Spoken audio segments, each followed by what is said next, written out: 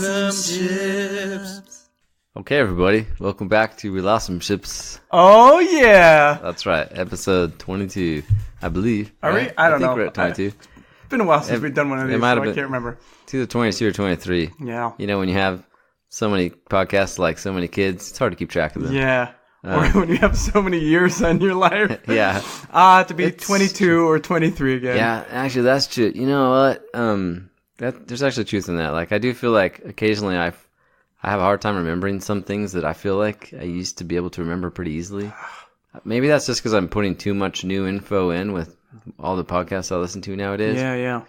And so it's pushing stuff out. I hope not. I don't really know how our memory works. It's pretty complicated. More complicated than I'm making it out to be. But anyway, we're going to have probably the best episode we've ever had since last time we had the best episode we've ever had. Pretty much a guarantee. But I have to start out by saying that I just went to the gym and I feel great. Yeah, and I'm going to do some kind of exercise after this. So you'll feel great in the future. And I'm going to feel great. Yeah. And I tell you what. Well, a lot has changed in the world since last time we did a podcast episode. People are no longer, all people's relationship problems have disappeared.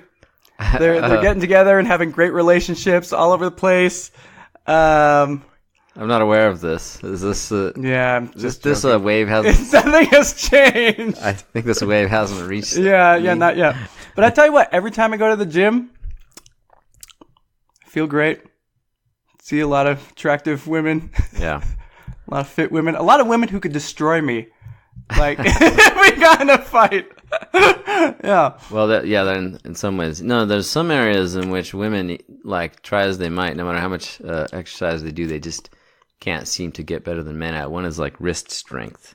Yeah. I can't remember. Well, I mean, but, hormones are on our side, not on theirs. It's when true. it comes to building muscle, at least. Yeah. Testosterone. That being said, there's still plenty of women out there who could destroy me.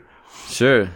I know. I heard a really interesting podcast this week. This is controversial, but it was about whether transgender athletes who started out as men should be able to compete against women because they have some physical advantages, and they start out with a bunch of more testosterone and muscle mass. But just remember, there's no difference between men and women. Yeah, none at all. Exactly. None at all. Yep. It's just a continuum. Exactly. Can you sense the sarcasm? Yeah. Anyway, sorry, we went there, but we're pulling back. Gotta do what you gotta do. What was I gonna say? I don't know. Okay. Another thing. So we're talking about this today because we couldn't get any women to come join us today, which is, symbolic of our lives in general. That's not entirely true. We've just been having scheduling conflicts. Yeah, we haven't gotten an episode out for a while because we've been busy, but we do have some female guests lined up. Yeah. So today we don't have any female guests. So we're gonna address a topic that's not as complicated gender-wise. I like to think, at least. Sure. We're gonna talk about the 3 R's. Yep. Reading, writing, and arithmetic. I think you might need to work on whoops. The other 3 R's. I think you might need to work on your reading and writing. Yeah. Well, no, dude, that was what they used to call it back in the day. They'd call them reading, writing, and arithmetic. Okay. You don't remember that? That sounds slightly familiar, but remember that from reading history books. They explicitly left out spelling. Yeah, that's right. Anyway, no, we're talking about the other 3 R's. Risk, regret, and reward. Yeah, that's right. Those are all things that I love. Yep. Risk, regret, and reward. Uh-huh. It's the way to go. We might come up with... We're throwing out a lot of meaningless statements right now. Today's show is about platitudes. Yeah, they're great. Platitudes are the best. Yeah, exactly. Well, I had some potential client who wanted to register a trademark for something, and when I went onto their website, it was like a bunch of platitudes and stuff, and I was like, I'm not sure what you're selling, so I don't know what to register this for. Platitudes are great for marketing. Yeah, exactly. Well, maybe they're not. Mm-hmm. Depends on what you're marketing. If it's something inherently fluffy, like these water purifiers that give you magical health or whatever, then fluffy's the way to go, right? Yeah. If it's about legal services provided, fluffy's probably not what is going to close the deal. That's true. Yeah. I could have a mascot named Fluffy. Some law firms have mascots, as you've noticed. The eagle, I have not noticed. Oh, well, you haven't known. Well, in Arizona, they have Goldberg and Osborne. They're personal injury attorneys. They have the Eagle. I know I've seen Law Tigers, which are like motorcycle injury attorneys. There was another one called Peterson Johnson, which was the Bulldog. So for a while, I was joking around with the idea of like picking a mascot, like something that people wouldn't expect as a law firm mascot. You know? Yeah. Like, I'm not sure what, but... I don't know either. Something... Like a vacuum cleaner. I don't know. Well, I was thinking of some kind of an animal, but like the Gila monster, or that's an Arizona specific, lizard. Yeah. Or something like. Okay. Anyways, well, anyway, you get the idea. It's neither here nor there. That's right. I interrupted something you were saying, but I'm not sure where you were going. What was I talking about? About how we couldn't get women. What? you and your self-deprecation. Yeah. We do have. No, it's doing great. We have two female guests that we're gonna have on the next episode. Yep. For sure. But yeah, just have had some scheduling conflicts. Yep. But and then some weather conflicts. Yeah. But don't you worry, listeners. Yeah. It's gonna be amazing. Yeah. And you're gonna love it. You're gonna be blown away. That's our even Gila by this monster guarantee. That's right. Gila monsters there's only like 2 poisonous lizards, and that's one of them. It really... What's your like Komodo dragon? No, it's a Mexican bearded lizard. Oh, okay. But true. Oh, sorry.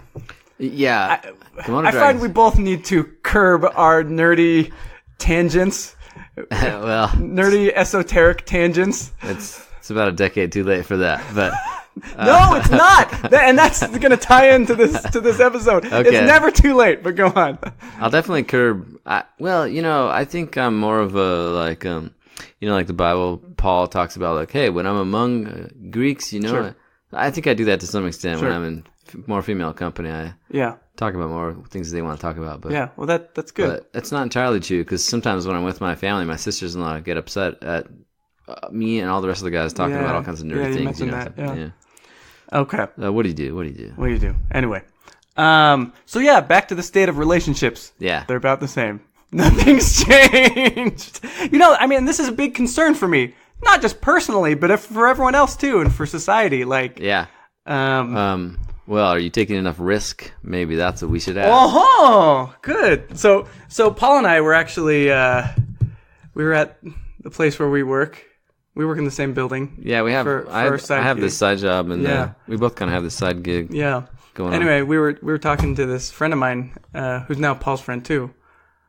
Paul wasn't willing to take the risk to talk to him, so fortunately, to avoid regrets, I introduced them this last week. Anyway, he's also an attorney. I'm not an attorney. Paul is. Yeah.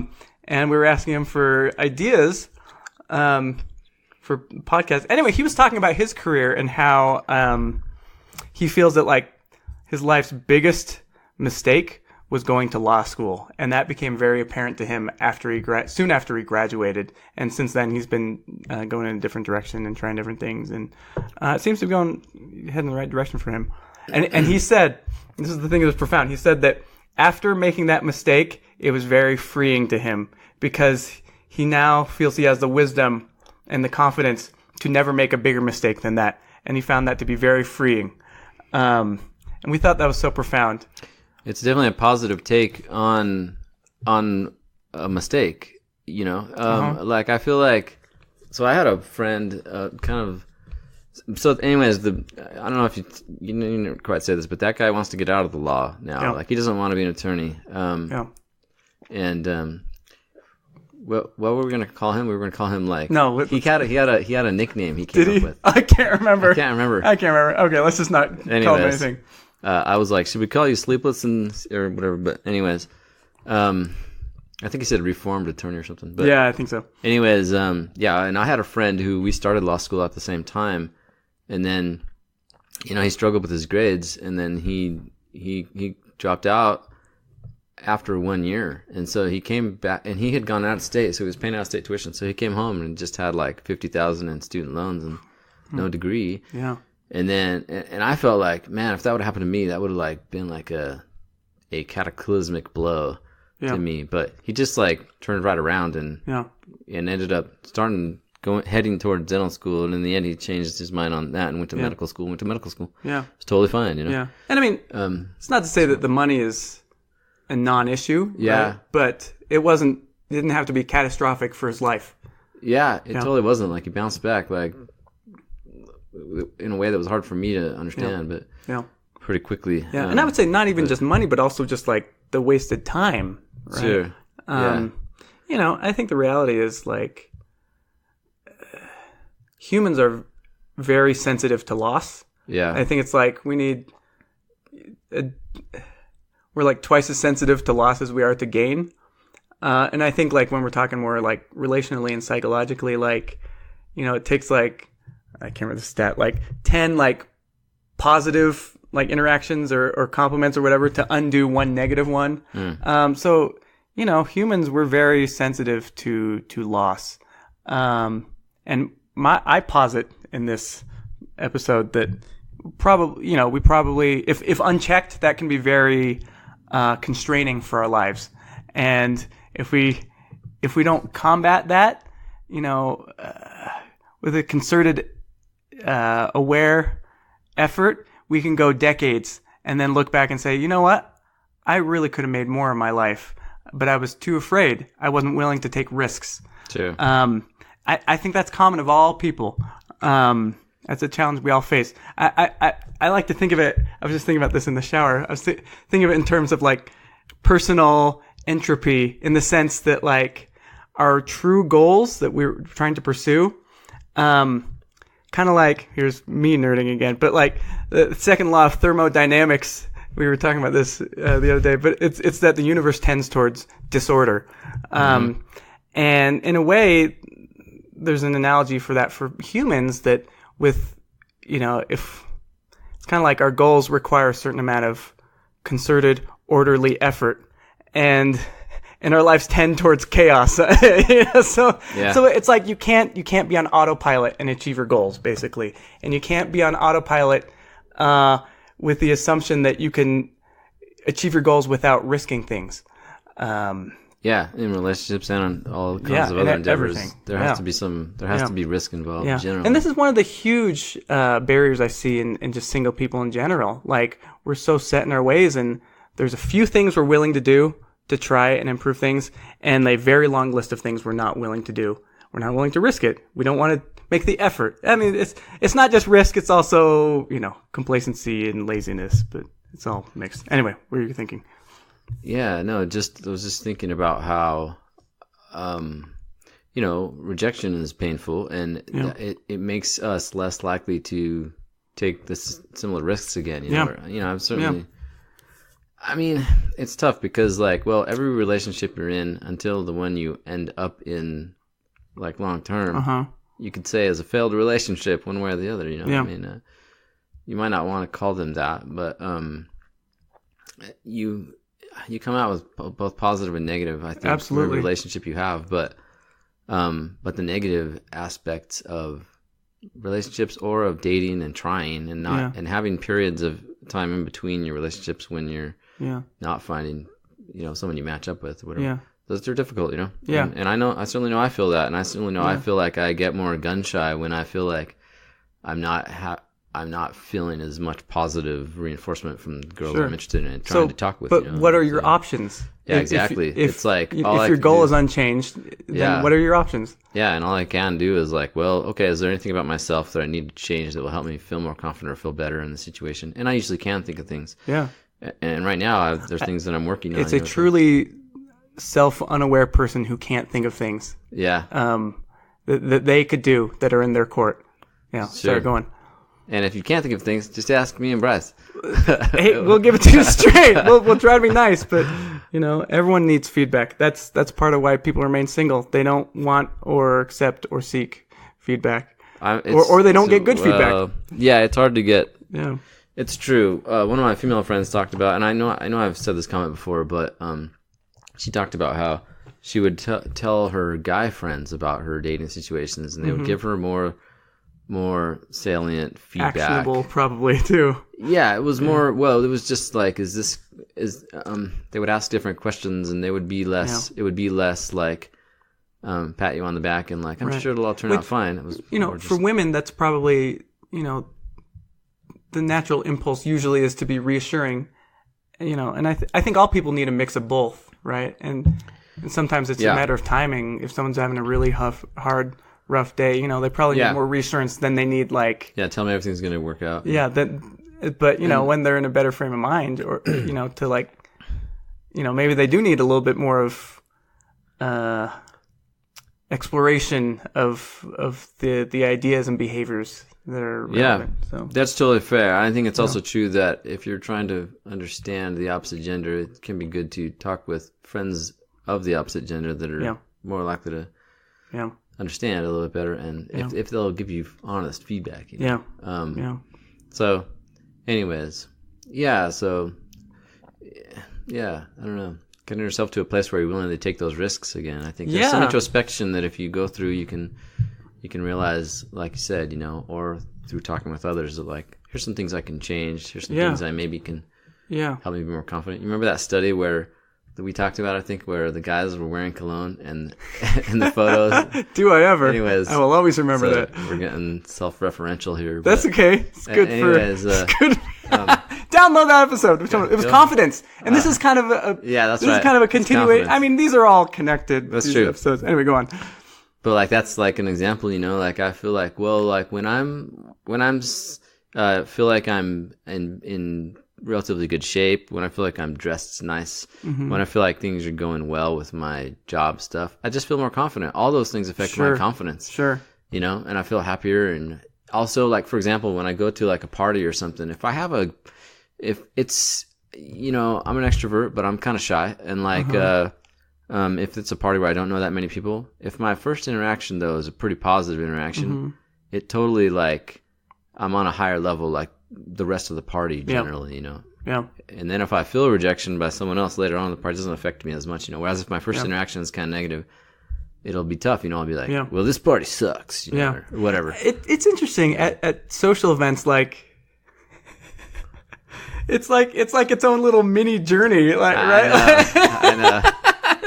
I mean, I experienced that too, and it's kind of and this is this ties in, but if we want to make progress in our relational goals, we need to avail ourselves of every opportunity as they come. Yeah. And so at a party, if it starts off crappy for you, I mean, I think the common inclination for most people's, this is a terrible party, I got to get out of here. And maybe you do, but maybe you don't, and if you can find a way to bounce back, that's great. So it's almost like it's a sporting event, and there's a back and forth, you're fighting against your demons kind of, and they're one team and then you're the other team. And if only you could go into a room by yourself and talk to the coach for a minute, here's what happened in the first half. Well, and that's why a wingman can be good, or a bathroom break can be good, or I don't know, but but what are you gonna say? No, go ahead. Finish your thought. Anyway, I just strongly believe that the ball is very much in our court. Back to the sports analogy. We're responsible for a lot more than we'd like to think in terms of our relational outcomes and just outcomes in life in general. The kind of stuff, the positive feelings or negative feelings at a social event, it feeds upon itself and grows in that direction. Unless you can find a way, find a way to change your thinking about things. Sure, I would say that is the natural inclination, or that's the chaos. What were you talking about earlier? Entropy. The entropy. That's the natural entropy. Exactly. Is that you feel a negative feeling at some social event. Exactly. People notice that, and they may not interact with you as much. Yeah. Well, or for sure, if your confidence takes a hit, then that's gonna naturally affect your interactions as well. Yeah. Right. And it takes a deliberate, step towards or reordering things to combat that entropy. Yeah, I struggle with this in my side job because I feel and we all struggle with this. Sure. But that's not an excuse to let it define our lives. I know. But sorry, and it can be work. It's legitimately can be work to counter this stuff. Yeah, I was just gonna say. I would say it usually is. Yeah. Well, at least, but the more you do it, the more natural it becomes. But it's always effort. Yeah. Sorry, but go on. No, I was just gonna say, like, it's a kind of a work setting where I feel hesitant to talk too much to the people around me. Yeah. It's a big open area. Everybody's in the same room. I always refer to it as a gulag. Yeah. I feel like all cheer disappears as soon as I step in there. Fortunately, I work. I don't work there. I work in a different floor, different company. Anyway, go on. But yeah, it's interesting to me because I feel like I sit like in what feels to me like the middle of a big, large open area where everybody's there and every sound you make can be heard by like 30 people. Yeah. And every conversation you have is heard by them. And some subsection of that group is going to be annoyed that you're making any noise. Exactly. Yeah. And when I used to go earlier in the morning or really early in the mornings and there wouldn't be that many people, even then I would talk more with people, but I would occasionally have someone come over and ask if we could like keep it down because they were having a hard time focusing. Yeah. And you're supposed to do a certain number of documents per hour kind of thing. Yeah. And so it's challenging for me because I feel like nobody there really knows me, you know? Yeah. And I've been working there for like a couple of years. And yeah. I used to have one guy who would come down. He worked in the... Wait, has this relate? Well, it's just because I feel like we were talking about in the social settings where if you start off... I didn't want to risk getting too sidetracked and then regret that our podcast... No. Go on. No, this relates. Like, my point is just that this to me is like a long-term example of where I feel like I started out kind of on a negative social experience and it just kind of snowballed a little bit to where I feel like it's not a good social experience for me in general. Like, it just never is. Now, I've got some ideas of ways to kind of try to counteract that, and I'm like implementing those. But where I'm Do you have any regrets looking back on this past few years about working there? No, not necessarily. Oh, okay. I mean, That's good. I think a lot of it is just that my shyness in this kind of a setting that makes it particularly difficult for me to like. I don't know. Anyways, so I had a wingman for like a year kind of thing. And that was really helpful, you know. It was, but yeah. Well, anyway, I'm glad you don't have too many regrets, but life is all. One of our life goals should be to maximize our satisfaction and our happiness and minimize our regrets. Yeah. And that's kind of what we're talking about. So I want to say another thing. So more on the reward side, that, everyone wants things for free, right? We want things without doing anything, without risking anything. We want a sure thing. And sometimes you can find those, usually with strings attached. I think of like credit card offers, like, spend $1,000 in the first 3 months and then you get a few $100, whatever.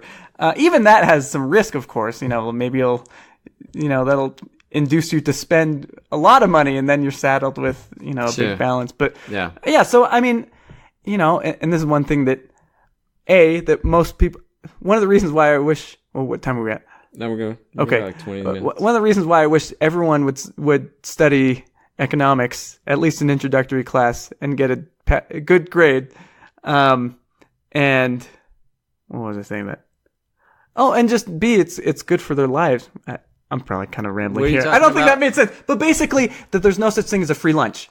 You were probably talking about just financially. Of course, you have higher potential payout with higher risk. Is that where you're going with that? Okay, thank you. Thank you for refocusing me. Yeah, basically, there's this inescapable truth in the universe, really. This is not just human society. This is how, these are the laws of the universe that, matter is not created out of nothing. Energy is transferred from one state to another. There's cause and there's effect. Okay, but you can't expect free things. Sure, but let me push back a little bit.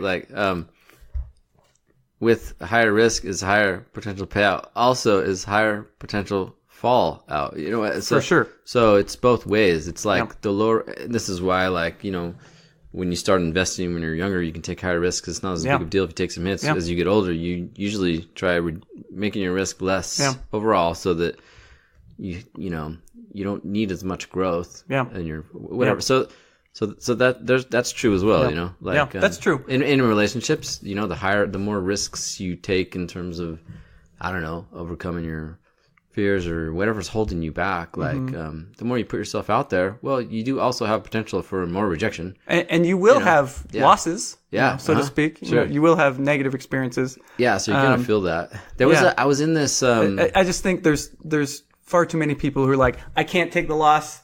I'm going to play it so safe that I will never have losses. And okay, that's fine, but you're not going to your life is going to be stunted as well. It's not going to happen. But sorry, go on. No, I was in this setting where it was a church setting and in a lesson about that ended up being kind of about dating. And the girl who was teaching said something like, "Guys, just be confident," or something. But to me it came across as, "Don't feel pain."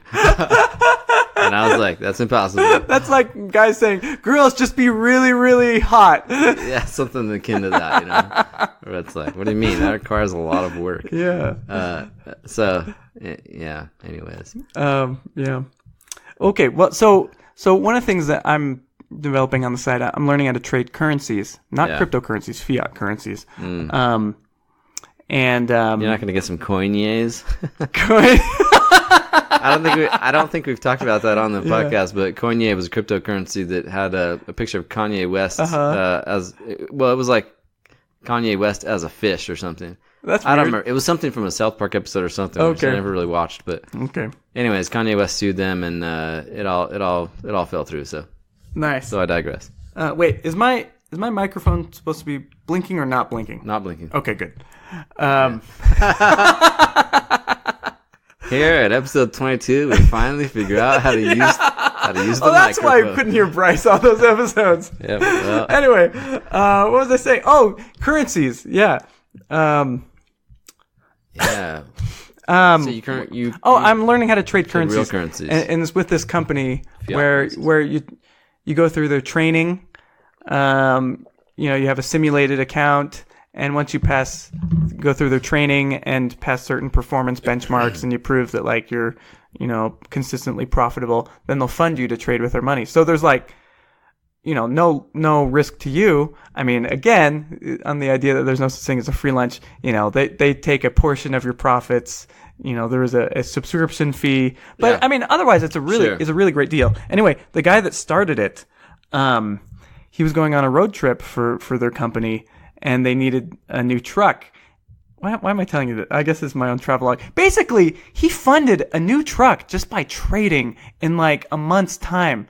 And I guess what I'm getting at is that being in this, and I mean, I started trading stocks last year, and then I got into this last year as well. And I've just, and just in general, in the past few years, I've learned to push the envelope more and taking more risks, trying to be smart about risks. And that's key. But like, I feel like my life has gotten a lot better in a lot of ways, because I've become more comfortable with taking risks that in the past I would have said that's too scary. I'm not going to do it. Case closed. I mean, so with this example, I mean, this guy started out probably with a big chunk of capital, right? Oh, for sure. Yeah, and then he was trading off of that. Yeah. He was able to increase it enough to purchase a truck. Yeah. And you can't have those kinds of rewards unless you become comfortable and smart about risk. And that's a key thing, right? Like if you take risks that are stupid, then you shouldn't be, then of course you're going to have some catastrophic setbacks. And that's one thing that I learned in this training is, how to quantify risk. Here's how much money I stand to lose with this particular trade, but here's how much I stand to gain.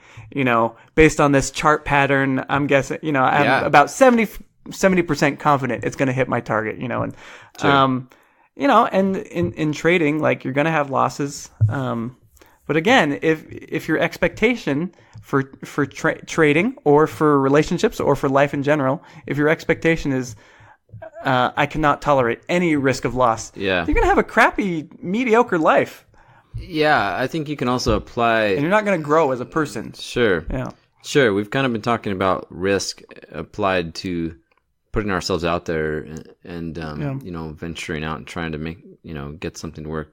I think you can also apply risk to, am I willing to risk trying something out that I normally wouldn't?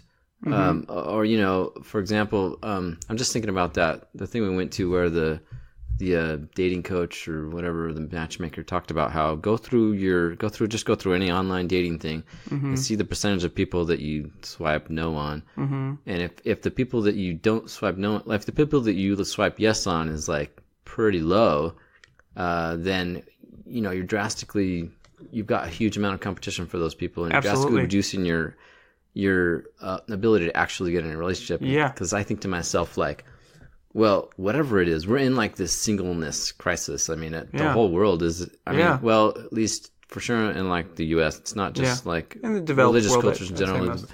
Yeah, the developed world, and there's risks on both sides, and we usually don't think of the risks on the other side. Well, the risk if the things we think we need in a relationship are such that we almost never can get that. Then the risk on the other side is, well, we just all end up single and all reject each other. And that's what we see. Yeah, and that is actually what is actually happening. And so, again, my thesis is that if people... So there's some risk in... learn to manage risk and take risks, smart risks, instead of avoiding them, we'd have more success. Yeah, sure. There's things that are going to bother us about everybody, but... Yeah. I mean, that's speaking very broadly. I mean, doesn't mean you should go start dating people who are abusive or lack emotional intelligence or whatever. Absolutely.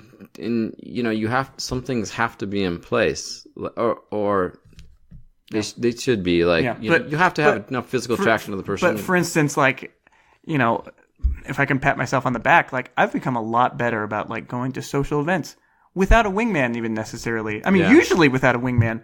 I've been learning how to dance. I'm going to different events. Sometimes I back out of it. Sometimes I don't. But I find that like I try to invite a lot of my friends to do it, and a lot of them are legitimately busy. Usually are, but but a lot of my friends like they just don't want to do it. They're like, it's like there's it's work. A list. Well, it is, but it's also like there's a list of things that are in their comfort zone that they're willing to do, and a long list of things not in their comfort zone that they're not willing to do. And it's like if we don't push against that a little bit, we're limiting ourselves. I think we're gonna have regrets. It's true. I don't know if this is a men in general kind of a thing, but like for example, I know a lot of times when I think about some activity, and I'll sometimes think to myself, am I really gonna like see somebody there who I'm interested in, know, and is it going to be like similar to a lot of other ones that I've gone to, and sometimes have a tendency to talk myself out of it, but I sometimes do like going to stuff alone because that forces me to like interact with people more and actually get out of my bubble. But I don't know. I used to have a game with some guy friends where we would give each other a word that you had to work into the conversation somehow.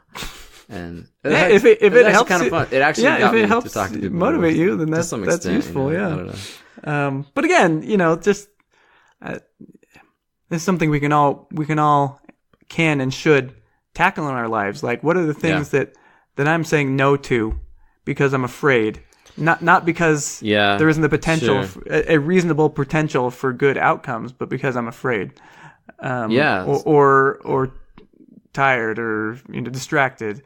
I can look at my own parents and sometimes realize that in some ways, if they were as picky in some areas where I feel like I sometimes am, they maybe would not have gotten married. Yeah.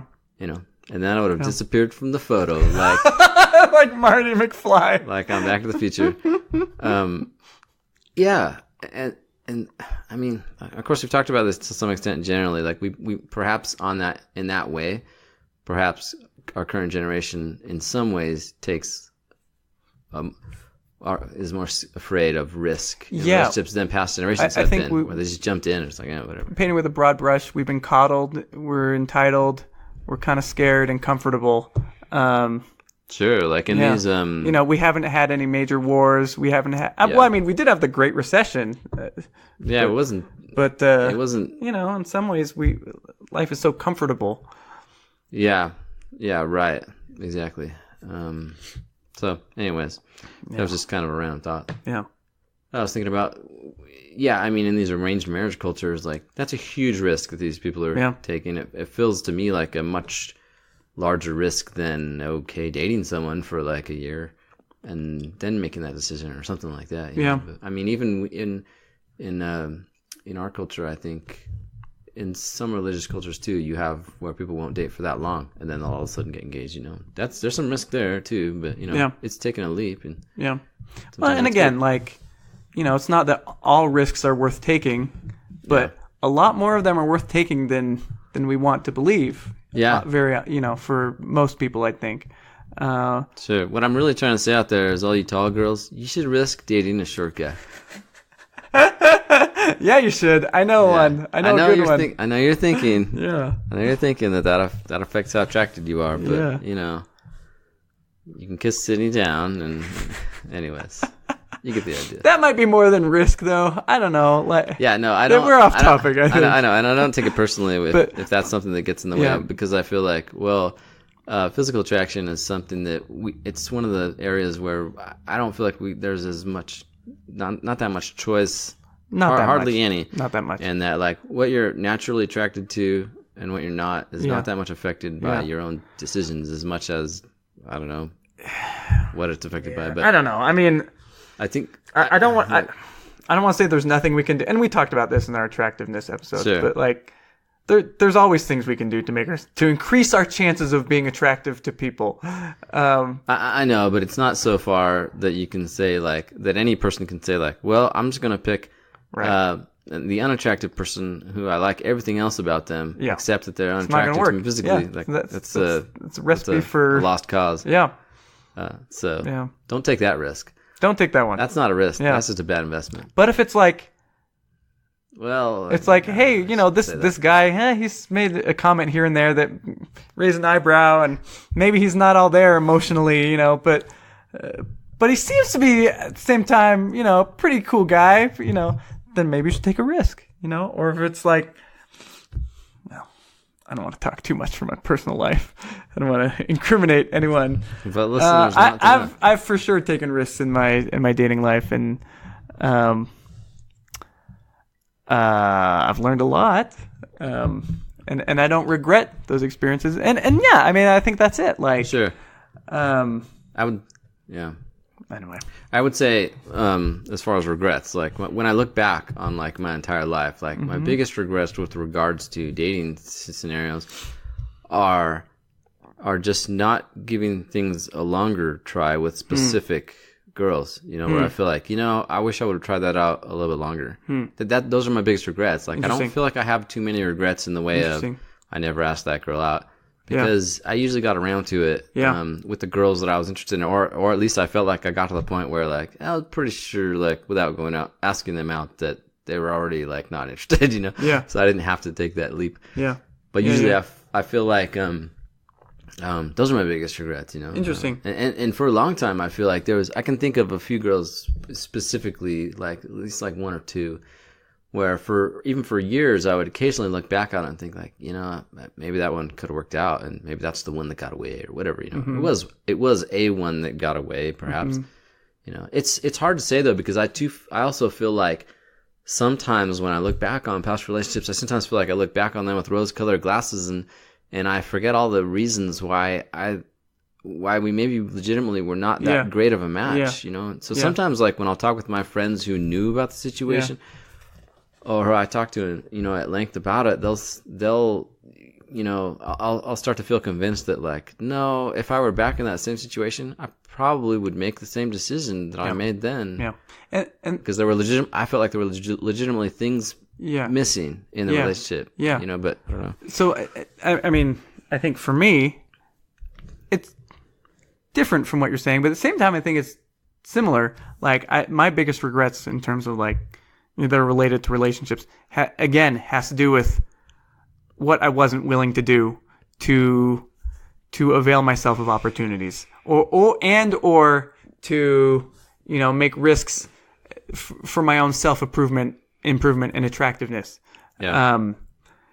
So, because usually when I'm interested in a girl, like, kind of like you're saying, same kind of thing, like, I'll go for it if there's an opportunity.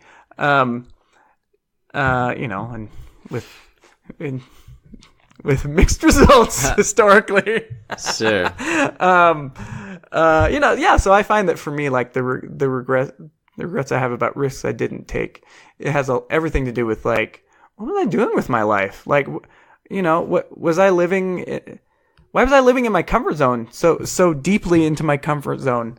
And I'm really trying to counteract that in my life, and I feel I'm doing a pretty good job. Yeah. There's always frontiers to expand into, but yeah, I can relate to some of the stuff you're saying, and actually, when you point that out about regrets, I think I can also say, yeah, that's one of my regrets too. Is like gaining like 20 pounds in law school, and then not keeping it off for not getting it back off sooner, because that absolutely affected my dating life. Because the risk of addressing that is like, well, then I gotta watch what I eat, and I gotta like, I don't know.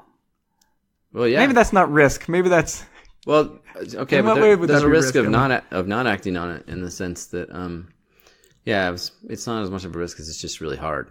Yeah, I think. Yeah, but it takes work. It's certainly a risk of not addressing it. Yeah. I'm guessing, and now I'm thinking, oh yeah, we could benefit from having women here. I'm guessing risk looks different for women. Sure. I think what challenges their risk tolerance in dating is a little bit different. Yeah. I think for them it's they get spooked by guys. Sure. Because we provide them some evidence, whether legitimate or not. Maybe it is, maybe it's not, or maybe it's in between. But provide some evidence that, like, again, that we lack emotional intelligence, that we lack the ability to, be. I don't know. What is it that women find attractive? I feel like sometimes I know and sometimes I don't. No, but just to be confident, to, have material success and social status. Anyway. All those. What I'm saying is, I'm guessing that managing risk in relationships for women looks a little bit different than it does for men. Maybe we can talk about that. Yeah. Next time. Well, I think also too, in general, on average, males are more comfortable taking higher risks. That's true. There are more often entrepreneurs, of course. In general, in most cultures, men are the ones doing the pursuing, which is you would now. I mean, it's not that women don't feel rejection. I'm sure they certainly experience rejection. Yeah. It's a little bit nuanced in that men usually feel the direct rejection because in most cultures we're the ones that does the asking, and then we get told no or some excuse that we understand is no. Right. Whereas girls usually try to hint around and fish for a date or whatever, and try to I don't know how you would put it, but and then the guy just doesn't ask them out, and that's the rejection. Is that they just don't ask them out, and I think sometimes as a female you might think that well, this guy's just dumb and he's not getting it, and that might be true. It might also be that he's not interested, and as a guy, we don't want, girls don't want to directly reject guys. They'd rather do it indirectly. But guys are the same. Guys don't want to directly reject a girl, and so a lot of times I've experienced this sometimes, and I mean, kudos to the people who are better than me at this, who when somebody kind of clearly asks them out or does something that seems like they're asking them out, where the person, they'll nip it in the bud. Yeah. I'm horrible at this. Of course, I will say that most of the times when girls have asked me out, it's been I'm not sure whether they're really doing that. I can't tell because it's usually some kind of a group activity, and it's not that clear that people are paired off. Yeah. And usually what I'll respond to in that, if I think the girl is interested in me and that's why she's doing that, I'll usually say something like, "Oh, I'm actually pursuing somebody right now. And I'm kind of busy." To try to say hint, I'm not interested in you. I'm interested in someone else right now, and that's always true because there's always someone I'm interested in. At least usually. Yeah. And at least it's a non-lie. It's a. I don't know, but it's true. I'm not. Most people are very bad at, and this is one of those topics we'll talk about too. But having crucial conversations, right? Having difficult but important conversations. Most single people definitely are terrible at that. Sure. That's why people are more likely to ghost than to say, you know what, I need to be straight up with you.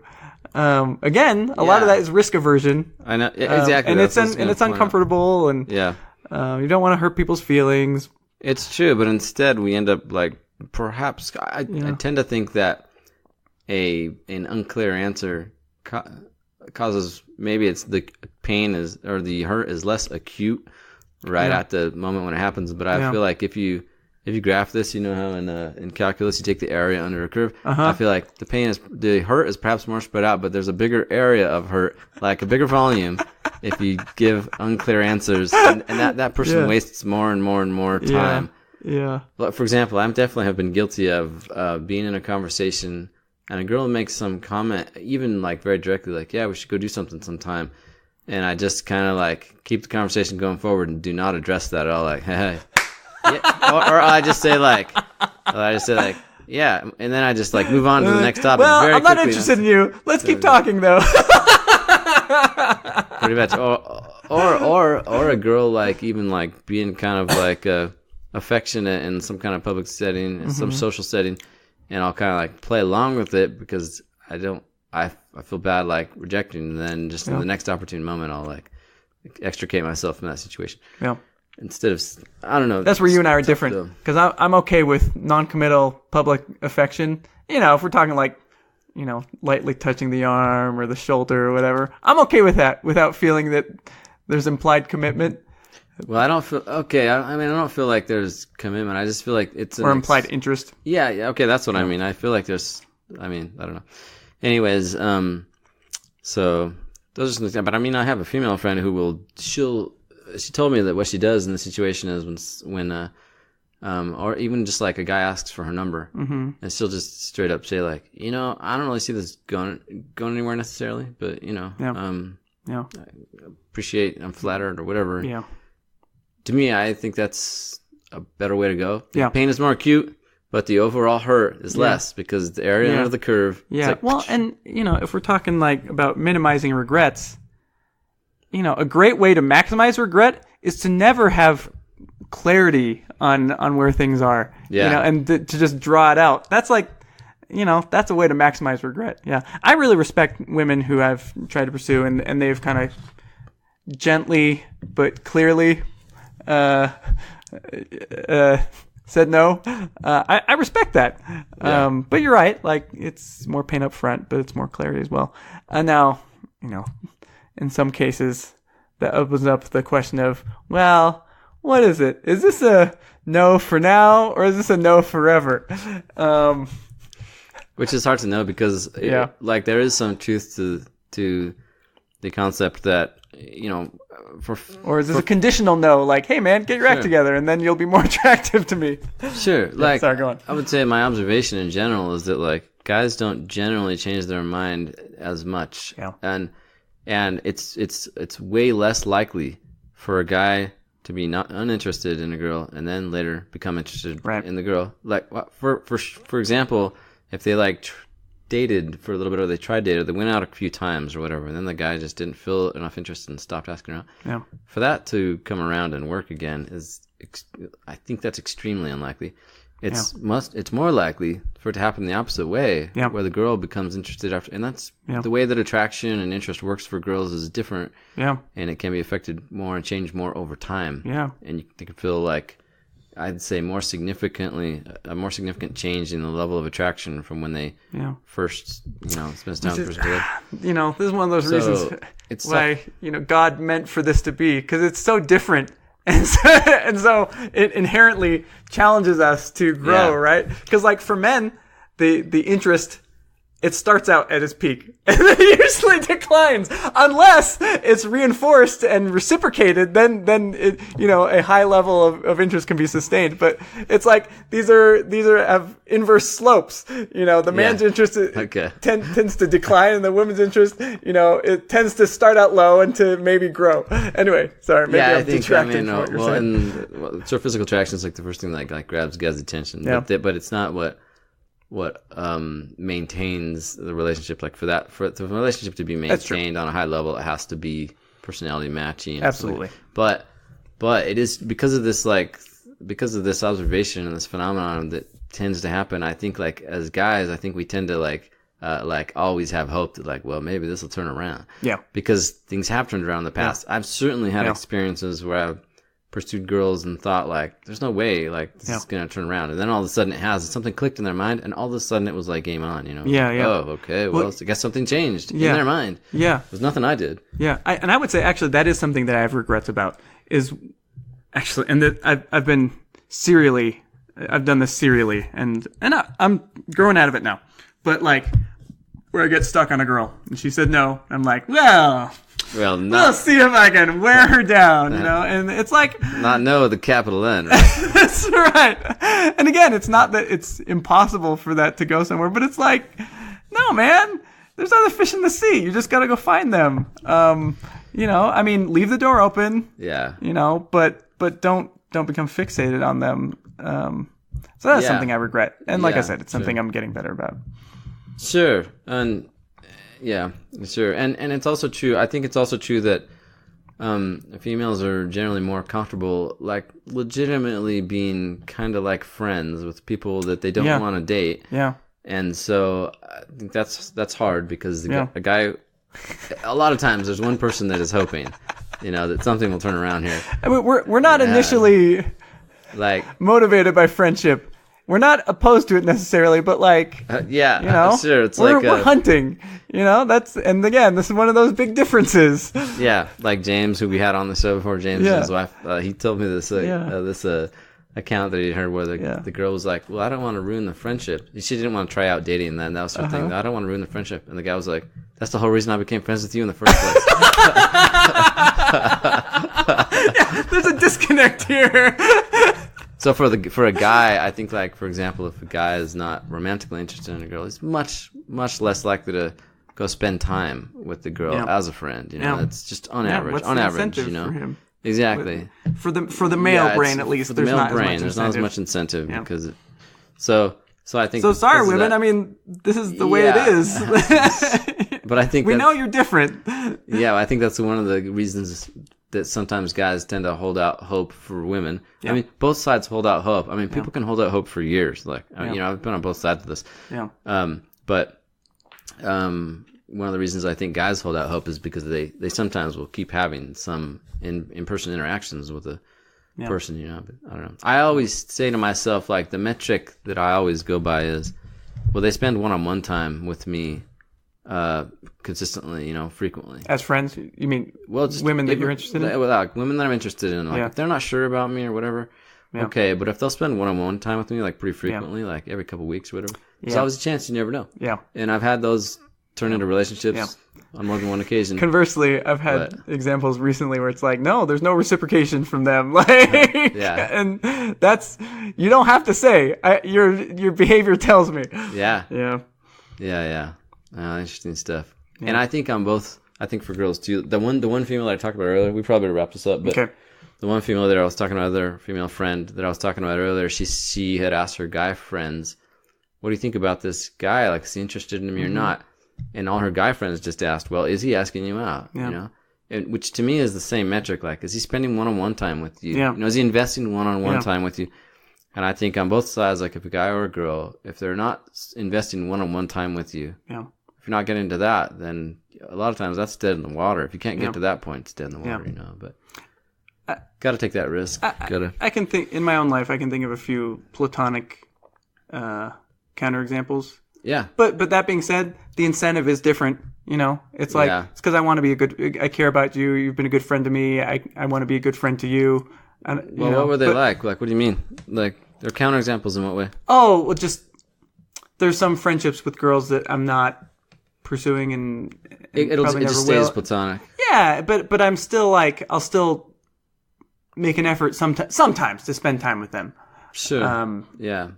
Anyway. Yeah, I've got some friends like that too. I sometimes do that with the really tall girls that I probably would date if I were taller or they were shorter or they didn't care. Okay. Anyway, should we wrap it up? Yeah, we probably should. You have any final thoughts? Or final thought? Take risks. Hey, take your risks maybe a little bit beyond where you're comfortable with sometimes, Yeah. Well, and I would say, yes, take risks. Start out somewhat beyond and then keep working at it. Because you're not going to have a great relationship without your own personal growth. Yeah, sure. Okay, well, Thanks for being with us. Yeah, and thanks, guys. Get ready next time when we'll have some female voices as well. Oh, yeah. All right. All right. Thanks for tuning in, everyone. Okay, we'll talk to you later. Take care. If you enjoyed this episode, please consider subscribing on iTunes or your favorite podcasting app and give us a rating. Thank you.